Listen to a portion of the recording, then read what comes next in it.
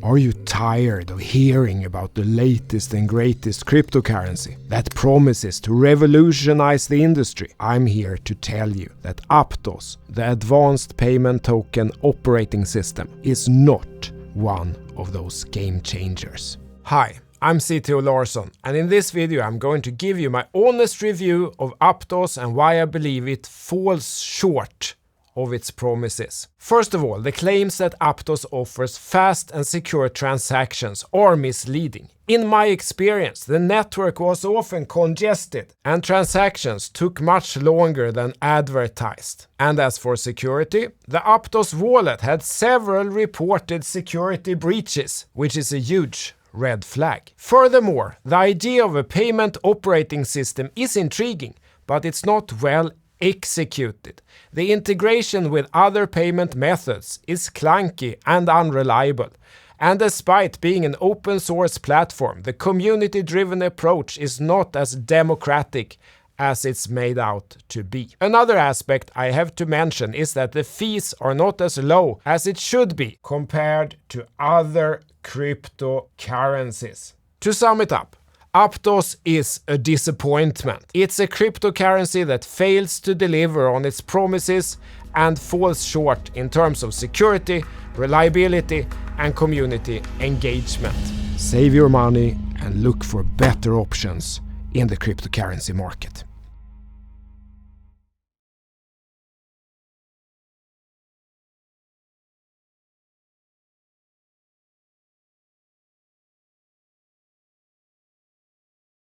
Are you tired of high transaction fees and slow processing times with traditional payment methods? Introducing Aptos, the Advanced Payment Token Operating System. Hi, I'm CTO Larsson, and in this video I'm going to show you why Aptos is revolutionizing the way we make payments. Aptos is a decentralized platform that uses blockchain technology to ensure fast, secure, and low-cost transactions. It's like having a digital wallet, but so much more. With Aptos, you can easily send and receive funds, whether it's to pay for goods and services or to send money to friends and family. And the best part is, transactions are processed in mere seconds with low fees. But Aptos isn't just a digital currency. It's also a payment operating system with built-in support for various payment methods. Whether you're using a credit card, a bank transfer, or even a QR code, Aptos can handle it all. And with its open source development, Aptos is constantly improving and adding new features. Plus, as a community-driven platform, Aptos is owned and governed by its users. This means that anyone can propose changes and improvements to the Aptos system, and the community gets to vote on them. So why wait? Get in on the ground floor and join the Aptos community today. You can download the Aptos wallet and start making transactions right away. Invest in Aptos, the Advanced Payment Token Operating System.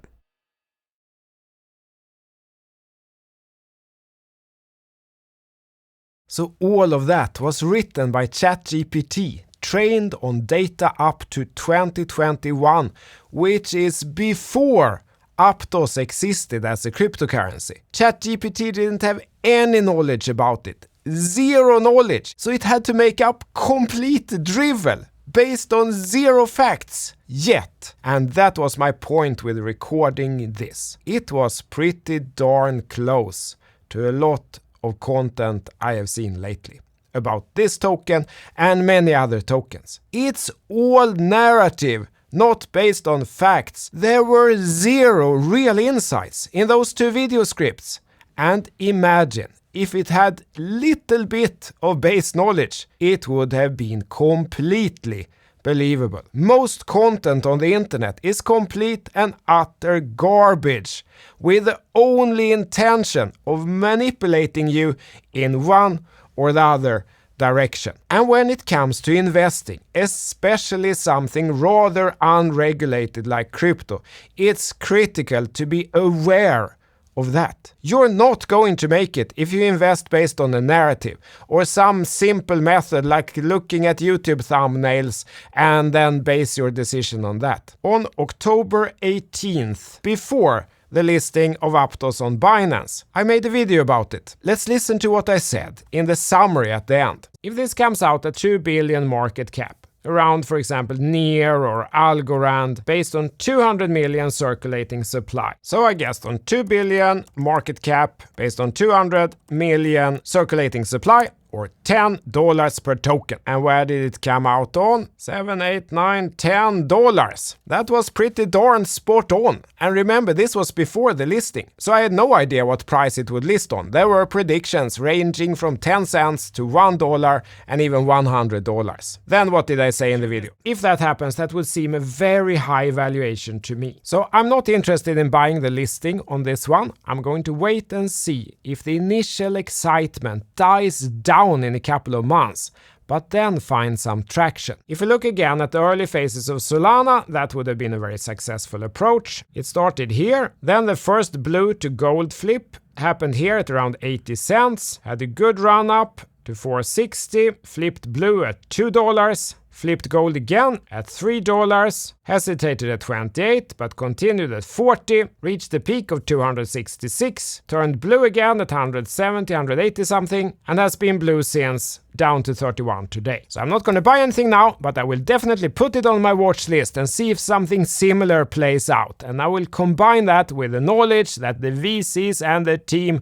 will probably start selling somewhere around here in November 2023 and onwards. And as you can see, that's pretty darn exactly what happened. After the listing pump, price slowly drifted down. Buying the bottom here would be mostly luck. There is nothing in technical analysis that enables you to consistently buy the bottom. Instead of betting on being lucky to catch the knife, the objective instead is to get in as close to the bottom as possible with higher confidence. If we just look at the chart, you can see that this resistance level developed already in November. Then that acted as resistance again in December, price went down, it came back there, consolidated and broke out. So this was probably the first valid entry. But say we wanted even higher confidence. And let's rewind a little bit. Let's pretend we don't know what would happen here. And let me draw your attention to the volume here on the right. You see here that after this resistance, there was practically no volume traded up until the $7-8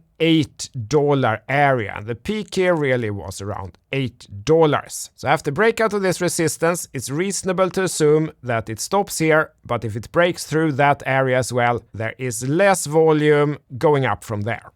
And that's exactly what happened. Price consolidated in this area. You can see it raked up even more volume at around exactly $8. And at that point, Large Online flipped gold. Price broke through that $8 resistance area. And here was a very high confidence entry. Large Online is gold, meaning trend is up. We broke through another resistance level in the chart, which was also the peak volume area, the point of control. Very high confidence entry.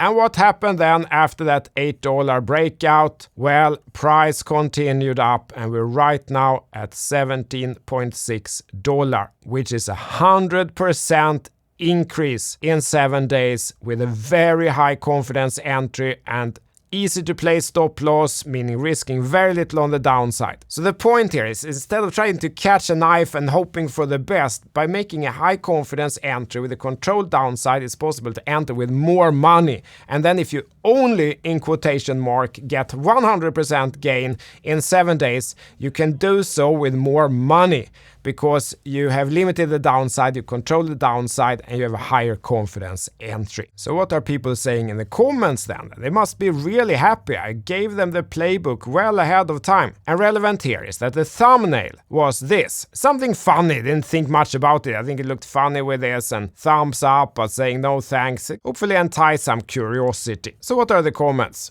Oops, and now the price is 6x from the bottom. Careful who you listen to. Well, that's plain old dumb, because if you had bought the hype, you would have more than 1.5x your money. Who says you have to keep it, but not multiplying your money? It's just not smart. Well, you should have bought the hype, genius, because it's going crazy lately, so you were wrong here, buddy. So wrong. Lol. Next one. This didn't age well. What are you gonna say now? All these comments here, I think, are based on the thumbnail. They didn't even watch the video. 90% of people lose money in crypto. Not immediately. Most people enter in the hype and probably make some good trades in the beginning. But then they buy more near the top and hold it on the way down and then give up on the bottom. Those are the thumbnail investors. Those are the people who trust some narrative they hear on the internet. And I've just showed you that those narratives can literally be based on nothing